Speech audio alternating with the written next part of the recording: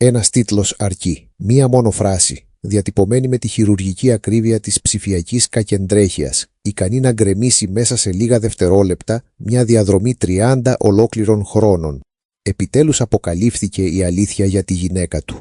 Την είδατε παντού, στην αρχική σας σελίδα, σε παραπλανητικές αναρτήσεις, σε ύποπτους συνδέσμους που υπόσχονταν να ξεσκεπάσουν το σκοτεινό. Δήθεν ανίποτο μυστικό πίσω από τις κλειστές πόρτες. Χιλιάδες κλικ, δεκάδες χιλιάδες αντιδράσεις. Ένας χήμαρος από οργή, περιέργεια και ψιθύρους. Όμως, πόσοι από εμάς σταμάτησαν για μια στιγμή να αναρωτηθούν τι κρύβεται πίσω από αυτό το αδιφάγο κύμα πληροφορίας? Τι συμβαίνει όταν η ίδια η πραγματικότητα παραμορφώνεται τόσο βάναυσα ώστε να εξυπηρετήσει τον αόρατο μηχανισμό μιας βιομηχανίας που τρέφεται αποκλειστικά από τον κανιβαλισμό της ανθρώπινης υπόλοιψης? Απόψε δεν στεκόμαστε απλώς μπροστά σε μια φήμη. Στεκόμαστε μπροστά στο φαινόμενο ενός ανθρώπου που για δεκαετίες υπήρξε η πιο οικία φωνή στα σαλόνια ολόκληρης της χώρας. Ο Γρηγόρης Αρναούτογλου δεν είναι απλώς ένας παρουσιαστής. Είναι το πρόσωπο που συνδέθηκε με τα ξενύχτια μας, με το αυθόρμητο γέλιο, με τις πιο εξομολογητικές στιγμές της ελληνικής τηλεόρασης. Ένας άνθρωπος που έμαθε να επιβιώνει κάτω από το αμήλικτο, καυτό φως των προβολέων, πληρώνοντας όμως κάθε φορά ένα βαρύ, αόρατο τίμημα. Κάθε φορά που ανάβει η κόκκινη ένδειξη της κάμερας, ο κόσμος απαιτεί από εκείνον να είναι άτρωτος, λαμπερός, αστήρευτος. Αλλά τι απομένει όταν τα φώτα του πλατό σβήνουν και η σιωπή επιστρέφει? Πώς είναι να βλέπεις την προσωπική σου ζωή, τους ανθρώπους που αγάπησες, τα ίδια σου τα συναισθήματα, να τεμαχίζονται και να σερβίρονται ως φτηνό θέαμα στον βωμό του αλγορίθμου? Αυτή η ιστορία δεν είναι ένα ακόμη κουτσομπολιό.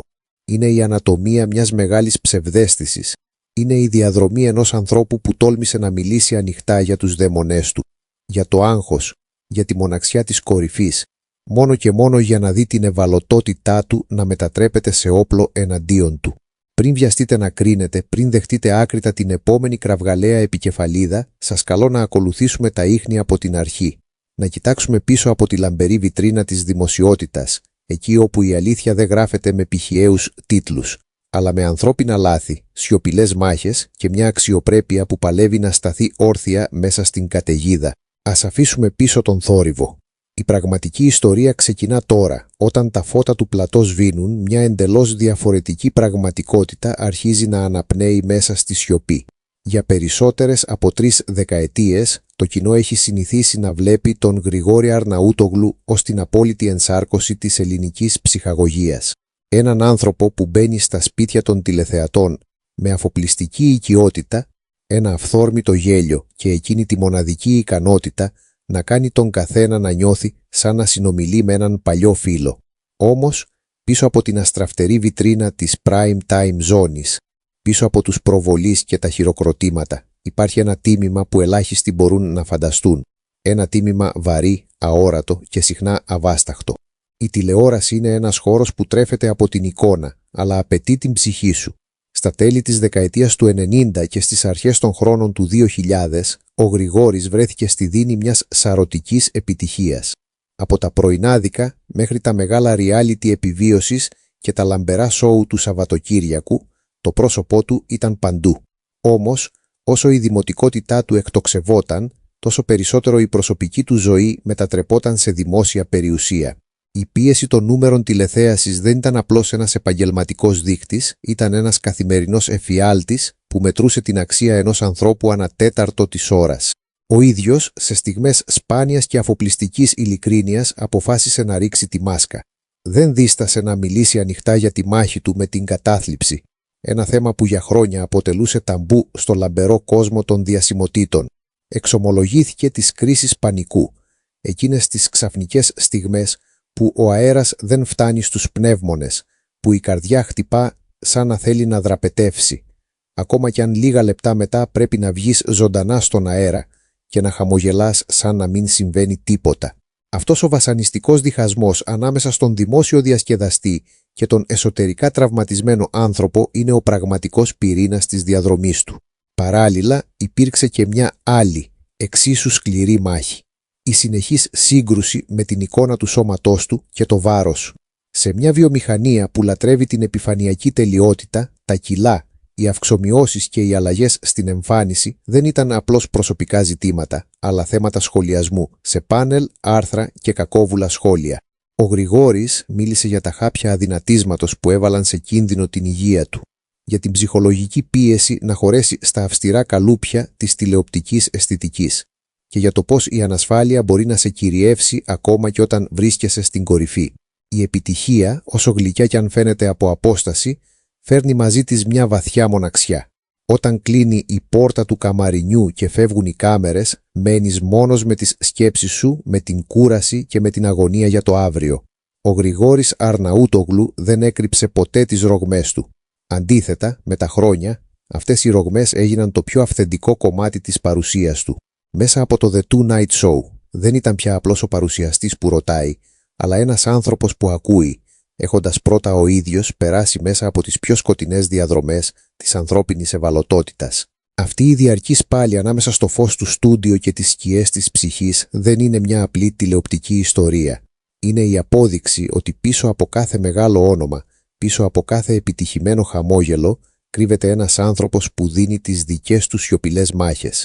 Και ίσως τελικά η μεγαλύτερη επιτυχία του να μην ήταν τα νούμερα τηλεθέασης ή τα βραβεία, αλλά το γεγονός ότι άντεξε, κοίταξε κατάματα τους δαίμονές του και επέλεξε να μιλήσει για αυτούς χωρίς φόβο, ανοίγοντας τον δρόμο για να καταλάβουμε τι πραγματικά σημαίνει να ζεις κάτω από το άσπλαχνο φως της δημοσιότητας. Και κάπως έτσι, όταν τα φώτα του πλατό σβήνουν και η ηλεκτρική ένταση της τηλεθέασης υποχωρεί, μένει μόνο ο άνθρωπος απέναντι στους 4 τοίχους του. Γιατί η αλήθεια είναι πως η δημόσια ζωή ενός προσώπου όπως ο Γρηγόρης Αρναούτογλου δεν σταματά ποτέ στις κάμερες. Συνεχίζεται, συχνά με τρόπο βασανιστικό, μέσα από το παραμορφωτικό πρίσμα των μέσων μαζικής ενημέρωσης και των ταμπλόιντ. Όταν μιλάμε για την προσωπική του διαδρομή, μιλάμε για μια ιστορία που επανειλημμένα έγινε αντικείμενο κανιβαλισμού. Η σχέση του με την Κατερίνα Κόκλα, μια γυναίκα που δεν επέλεξε ποτέ συνειδητά τα εκτυφλωτικά φώτα της δημοσιότητας, πέρασε από όλα τα στάδια της υπερέκθεσης. Από τη στιγμή που ανακοινώθηκε ο ερχομός του γιού τους, του Αναστάση, οι τίτλοι των περιοδικών έμοιαζαν να διεκδικούν ένα μερίδιο από την ίδια τους την οικογενειακή εστία. Όμως, πίσω από τις γυαλιστερές σελίδες και τα φαινομενικά τέλεια εξώφυλλα, η πραγματικότητα είχε τις δικές της ρογμές, τους δικούς της αργούς και επίπονους κραδασμούς. Το διαζύγιο όταν τελικά ήρθε δεν συνοδεύτηκε από κραυγές ή δημόσια ξεκατηνιάσματα, όσο κι αν η αγορά του κουτσομπολιού διψούσε για αίμα.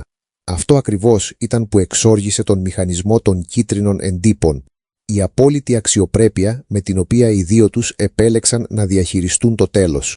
Αντί για αποκαλύψεις, αντί για πικρόχολες συνεντεύξεις, επέλεξαν τη σιωπή και τη συνεννόηση για χάρη του παιδιού τους. Ο Γρηγόρης το είχε δηλώσει επανειλημμένα με έναν τρόπο σχεδόν αφοπλιστικό. Το πιο σημαντικό πράγμα στη ζωή μου είναι ο γιος μου και η μητέρα του παιδιού μου θα έχει πάντα τον απεριόριστο σεβασμό μου. Όμως η βιομηχανία του θεάματος σπάνια ανέχεται την ηρεμία. Όταν δεν υπάρχει σκάνδαλο, ο μηχανισμός το εφευρίσκει. Άρχισαν να κυκλοφορούν ψίθυροι, κατασκευασμένες ιστορίες για δήθεν αγεφύρωτες διαφορές, για κρυμμένα μυστικά και σκοτεινές συμφωνίες.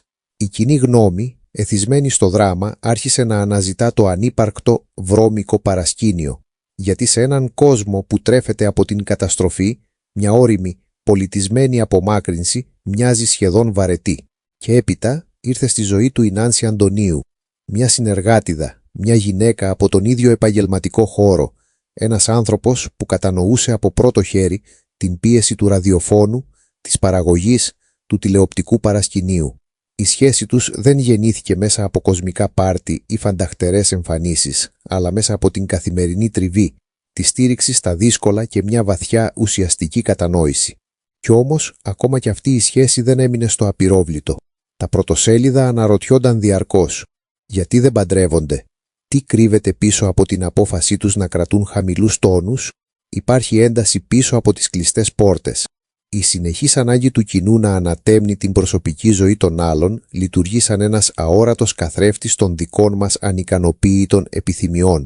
Μετατρέπουμε τους επώνυμους σε ήρωες μιας καθημερινής σαπουνόπερας, απαιτώντας να ζουν, να αγαπούν και να πονούν σύμφωνα με τα σενάρια που εξυπηρετούν τη δική μας ανάγκη για θέαμα. Αν κοιτάξει κανείς βαθύτερα, η περίπτωση των σχέσεων του Γρηγόρη είναι το τέλειο παράδειγμα του πώς η σύγχρονη κουλτούρα των media προσπαθεί να μετατρέψει την ανθρώπινη ευαλωτότητα σε εμπόρευμα. Όταν ένας άντρας που έχει μιλήσει ανοιχτά για τις κρίσεις πανικού και τις δυσκολίες της ζωής του προσπαθεί απλώς να προστατεύσει την ιδιωτικότητά του, το σύστημα το εκλαμβάνει ως πρόκληση. Κάθε χαμόγελο γίνεται αντικείμενο ανάλυσης, κάθε αποχή από τις κάμερες ερμηνεύεται ως κρίση και κάθε λέξη που δεν υπόθηκε γεμίζει με τα πιο σκοτεινά σενάρια. Στην πραγματικότητα, το μόνο που υπήρξε ποτέ είναι δύο άνθρωποι που προσπάθησαν να αγαπήσουν, να αποτύχουν, να ξαναπροσπαθήσουν και να βρουν την ισορροπία τους κάτω από το άγρυπνο μάτι εκατομμυρίων θεατών. Ένας αγώνας για φυσιολογικότητα μέσα σε ένα περιβάλλον που απαιτεί το τεχνητό και το ακραίο. Αλλά όπως θα δούμε αμέσως τώρα, όταν η πραγματικότητα αρνείται να γίνει τόσο δραματική όσο απαιτούν τα κλικ, τότε αναλαμβάνουν οι αλγόριθμοι και η σκοτεινή πλευρά του διαδικτύου. Και κάπως έτσι φτάνουμε στο σημείο 0. Στο σημείο όπου η αλήθεια ενός ανθρώπου πάβει να έχει οποιαδήποτε σημασία και μετατρέπεται σε απλό εμπόρευμα. Γιατί αυτό που συνέβη με τον Γρηγόρη Αρναούτογλου δεν είναι απλώς ένα μεμονωμένο περιστατικό κουτσομπολιού, είναι το τέλειο παράδειγμα μιας καλοκουρδισμένης μηχανής παραγωγής ψεύδους. Αναρωτηθείτε για μια στιγμή, τι είναι αυτό που μας κάνει να πατάμε πάνω σε έναν τίτλο που υπόσχεται αηδιαστικές αποκαλύψεις. Ποιος πρωτόγονος μηχανισμός του εγκεφάλου μας ενεργοποιείται όταν βλέπουμε το πρόσωπο ενός αγαπημένου παρουσιαστή δίπλα σε λέξεις που στάζουν δηλητήριο? Η απάντηση δεν είναι ευχάριστη, αλλά είναι απόλυτα κοινική. Οι άνθρωποι που σχεδιάζουν αυτές τις καμπάνιες παραπληροφόρησης γνωρίζουν την ανθρώπινη ψυχολογία καλύτερα από τον καθένα. Δεν στοχεύουν στη λογική σας. Στοχεύουν στο θυμικό, στην περιέργεια, στο σκοτεινό ένστικτο του ειδωνοβλεψία που όλοι κρύβουμε μέσα μας, όσο και αν αρνούμαστε να το παραδεχτούμε. Χρησιμοποιούν λέξεις κλειδιά που προκαλούν άμεσο σοκ. Προδοσία, μυστικό, αποκάλυψη, αηδία. Αυτές οι λέξεις λειτουργούν σαν ηλεκτροσόκ στο νευρικό μας σύστημα. Μέσα σε κλάσματα του δευτερολέπτου η κριτική σκέψη παραλύει και το δάχτυλο κινείται αυτόματα προς την οθόνη. Αλλά ας κοιτάξουμε πίσω από τη βιτρίνα. Ποιοι κρύβονται πραγματικά πίσω από αυτούς τους σκοτεινούς συνδέσμους? Στην πραγματικότητα δεν πρόκειται καν για δημοσιογράφους της κακιάς ώρας ή για παραδοσιακά κίτρινα περιοδικά. Πρόκειται για διεθνή δίκτυα ψηφιακής απάτης, για κυβερνοεγκληματίες που εκμεταλλεύονται παραβιασμένες σελίδες στα κοινωνικά δίκτυα και αλγόριθμους που διψούν για αλληλεπίδραση. Για εκείνους, η προσωπική ζωή του Γρηγόρη, ο γάμος του, ο χωρισμός του, η αξιοπρέπεια της πρώην συζύγου του ή της συντρόφου του δεν είναι τίποτα περισσότερο από ένα δόλωμα, ένα ψηφιακό τυρί στη φάκα. Όταν κάνετε κλικ σε μια τέτοια είδηση δεν διαβάζετε μια αποκαλυπτική συνέντευξη, μεταφέρεστε σε πλαστές ιστοσελίδες που μιμούνται έγκυρα ειδησεογραφικά δίκτυα, φορτωμένες με κακόβουλο λογισμικό ή απατηλές επενδυτικές πλατφόρμες κρυπτονομισμάτων. Το όνομα και το κύρος ενός ανθρώπου που μπαίνει στα σπίτια μας εδώ και δεκαετίες χρησιμοποιούνται ως πολιορκητικός κρυός για να παραβιάσουν την εμπιστοσύνη σας και τελικά την ίδια την ασφάλειά σας. Και εδώ γεννάται το πιο σκληρό ερώτημα, γιατί είμαστε τόσο έτοιμοι να πιστέψουμε το χειρότερο σενάριο για κάποιον. Όταν ένας διάσημος άνθρωπος όπως ο Αρναούτογλου έχει χτίσει μια εικόνα προσιτή, ζεστή, γεμάτη χιούμορ, υπάρχει ένα περίεργο, υπόγειο, συλλογικό αποθυμένο που περιμένει την πτώση του. Μια παράδοξη ανάγκη να δούμε τη μάσκα να ραγίζει, να αποδειχθεί ότι ούτε αυτός είναι τόσο καθαρός όσο φαίνεται. Το κοινό συχνά κουράζεται από την τελειότητα των διασύμων και αναζητά το σκοτάδι τους για να νιώσει ίσως λίγο καλύτερα με τις δικές του καθημερινές ατέλειες. Η βιομηχανία των ψευδών ειδήσεων τρέφεται ακριβώς από αυτή την ανασφάλεια. Παρακολουθούμε λοιπόν μια σύγχρονη τραγωδία σε πραγματικό χρόνο, την κανιβαλιστική αποδόμηση της ανθρώπινης αξιοπρέπειας προς χάριν των κλικ. Δεν υπάρχει χώρος για αποχρώσεις, δεν υπάρχει σεβασμός σε μια οικογένεια, σε ένα παιδί που μεγαλώνει και μπορεί να διαβάσει αυτά τα τερατουργήματα στο διαδίκτυο. Η αλήθεια, το ότι δύο άνθρωποι απλώς αποφάσισαν πολιτισμένα να τραβήξουν χωριστούς δρόμους, είναι υπερβολικά βαρετή για τον αλγόριθμο. Η ηρεμία δεν πουλάει. Η ευγένεια δεν φέρνει διαφημιστικά έσοδα.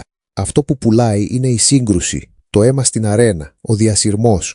Και όσο εμείς συνεχίζουμε να καταναλώνουμε αμάσιτο αυτό το δηλητήριο, Γινόμαστε άθελά μας συνένοχοι σε ένα ψηφιακό έγκλημα που καταστρέφει ζωές, υπονομεύει την αλήθεια και δηλητηριάζει την ίδια την κοινωνική μας συνείδηση. Η ευθύνη δεν βαραίνει μόνο εκείνους που γράφουν το ψέμα, αλλά και εμάς, που με ένα απλό κλικ επιλέγουμε να το τροφοδοτήσουμε. Αναρωτηθείτε για μια στιγμή με απόλυτη ειλικρίνεια πόσο αβίαστα, πόσο ασυναίσθητα παρασυρώμαστε καθημερινά από έναν καταιγισμό λέξεων φορτισμένων με δηλητήριο. Λέξεις όπως αποκάλυψη, ανίποτο σοκ, το βρώμικο μυστικό πίσω από τις κλειστές πόρτες. Γιατί είναι τόσο τρομακτικά εύκολο για τον ανθρώπινο νου να δεχτεί το χειρότερο δυνατό σενάριο, γιατί επιλέγουμε να πιστέψουμε χωρίς καμία δεύτερη σκέψη ότι πίσω από έναν πολιτισμένο, αθόρυβο χωρισμό ή πίσω από μια σχέση που επιλέγει να μην εκτίθεται, κρύβεται υποχρεωτικά κάτι σκοτεινό, διεστραμμένο και καταστροφικό. Η απάντηση είναι εξαιρετικά σκληρή και ίσως καθόλου κολακευτική για την εποχή μας. Έχουμε εθιστεί στο δράμα. Έχουμε εκπαιδευτεί από αλγόριθμους που τρέφονται αποκλειστικά με την οργή μας, από πλατφόρμες που μετρούν την αξία του ανθρώπινου πόνου σε κλικ, σε αντιδράσεις και σε διαφημιστικά έσοδα. Ο Αρναούτογλου δεν προσπάθησε ποτέ να παρουσιάσει τον εαυτό του ως έναν αλάνθαστο ή άτρωτο ήρωα. Σε μια εποχή απόλυτου καθοσπρεπισμού και επιφανειακής τελειότητας, τόλμησε να μιλήσει δημόσια για τις δικές του βαθιές ευαλωτότητες, για τις εξουθενωτικές κρίσεις πανικού στα παρασκήνια, για τις ατέρμονες μάχες με το σώμα και τη ζυγαριά του, για το σκοτεινό πέπλο της κατάθλιψης που τον τύλιξε ακόμα και στις στιγμές της μεγαλύτερης τηλεοπτικής του δόξας. Μίλησε για τη στιγμή που χρειάστηκε να σταθεί απέναντι στον καθρέφτη και να παραδεχτεί πως τα χειροκροτήματα, τα ποσοστά τηλεθέασης και η λάμψη της ματαιοδοξίας δεν είναι ικανά να επουλώσουν ούτε ένα πραγματικό εσωτερικό τραύμα. Όταν όμως η πραγματική ζωή έρχεται αντιμέτωπη με τη βιομηχανία της μαζικής παραπληροφόρησης, η αλήθεια μοιάζει υπερβολικά απλή, υπερβολικά ανθρώπινη, σχεδόν βαρετή για να πουλήσει. Ένας ώριμος χωρισμός χωρίς κραυγές και αλληλοκατηγορίες, μια κοινή πορεία δύο γονιών που θέτουν πάνω απ' όλα την προστασία του παιδιού τους, μια νέα σχέση βασισμένη στη διακριτικότητα και τη βαθιά αλληλοϊποστήριξη. Όλα αυτά δεν γεννούν τίτλους που κόβουν την ανάσα. Δεν προκαλούν τον πυρετό του διαδικτυακού λιντσαρίσματος. Και έτσι γεννιέται το ψέμα. Ένα ψέμα τόσο εξωφρενικό που καταλήγει παραδόξως να γίνεται πιστευτό, ακριβώς επειδή ο μέσος άνθρωπος δεν μπορεί να συλλάβει ότι κάποιος θα είχε το θράσος να το επινοήσει εξ ολοκλήρου από το μηδέν. Βλέπετε, η σύγχρονη τραγωδία των αναγνωρίσιμων προσώπων δεν έγκυται πλέον στην απλή απώλεια της ιδιωτικότητάς τους. Έγκυται στην πλήρη αποδόμηση της ανθρώπινης τους υπόστασης. Μετατρέπονται σε άψυχα ψηφιακά ανδρίκελα, σε στόχους μιας αδιφάγας μηχανής που δεν υπολογίζει συναισθήματα, δεν σέβεται οικογένειες, δεν λογαριάζει τον ανθρώπινο πόνο. Το πιο κρίσιμο όμως ερώτημα δεν αφορά τελικά τον ίδιο τον Γρηγόρη, αφορά όλους εμάς που καθόμαστε στην απέναντι πλευρά της οθόνης. Κάθε φορά που κάνουμε ένα αστόχαστο κλικ σε έναν παραπλανητικό τίτλο χωρίς να ελέγξουμε την πηγή, κάθε φορά που αναπαράγουμε μια ανυπόστατη φήμη μόνο και μόνο για να τροφοδοτήσουμε τη στιγμιαία έξαψη του κουτσομπολιού, γινόμαστε άθελά μας συνένοχοι στον ίδιο ακριβώς μηχανισμό. Τρέφουμε ένα τέρας που αργά ή γρήγορα δεν θα διστάσει να στραφεί εναντίον του γείτονά μας, του φίλου μας ή ακόμα και εμάς των ίδιων. Η διασημότητα στην ψηφιακή εποχή έχει μετατραπεί σε μια επικίνδυνη παγίδα. Στο παρελθόν, το αντίτιμο της επιτυχίας περιοριζόταν στην κριτική μιας εφημερίδας ή στην ενόχληση ενός αδιάκριτου φακού. Σήμερα, το αντίτιμο είναι η κλοπή της ίδιας σου της ταυτότητας για την εξυπηρέτηση σκοτεινών σκοπιμοτήτων. Κι όμως, απέναντι σε αυτό το κύμα παραλογισμού, εξακολουθεί να υπάρχει μια σιωπηλή, ακλόνητη αξιοπρέπεια. Η αξιοπρέπεια εκείνων που αρνούνται να παρασυρθούν στον βούρκο, που επιλέγουν να απαντούν με το έργο τους, με την καθημερινή τους συνέπεια και με καθαρό βλέμμα. Κλείνοντας αυτή τη διαδρομή πίσω από τα ψηφιακά προπετάσματα καπνού, αξίζει να κρατήσουμε ένα πράγμα. Η πραγματική αλήθεια σπάνια ουρλιάζει. Δεν χρησιμοποιεί κεφαλαία γράμματα, δεν συνοδεύεται από κραυγαλαία θαυμαστικά και δεν υπόσχεται φτηνές αποκαλύψεις. Η αλήθεια κατοικεί πάντοτε στις ήσυχες στιγμές, στις γενναίες αποφάσεις που λαμβάνονται μακριά από τα φώτα και στην ειλικρίνεια των πράξεων. Την επόμενη φορά που μια οθόνη θα επιχειρήσει να εξαγοράσει την προσοχή σας με νόμισμα το σκάνδαλο, σταθείτε για μια στιγμή. Θυμηθείτε τον άνθρωπο πίσω από τα γράμματα. Αναλογιστείτε τη δύναμη της ψυχραιμίας και επιλέξτε την κριτική σκέψη αντί της εύκολης καταδίκης. Γιατί τελικά, ο πολιτισμός μας δεν κρίνεται από εκείνους που κατασκευάζουν το ψέμα, αλλά από εμάς που αποφασίζουμε αν θα το καταναλώσουμε. Σας ευχαριστώ που παρακολουθήσατε αυτό το αφιέρωμα. Μείνετε σκεπτικοί, μείνετε ανθρώπινοι και κρατήστε καθαρή τη σκέψη σας.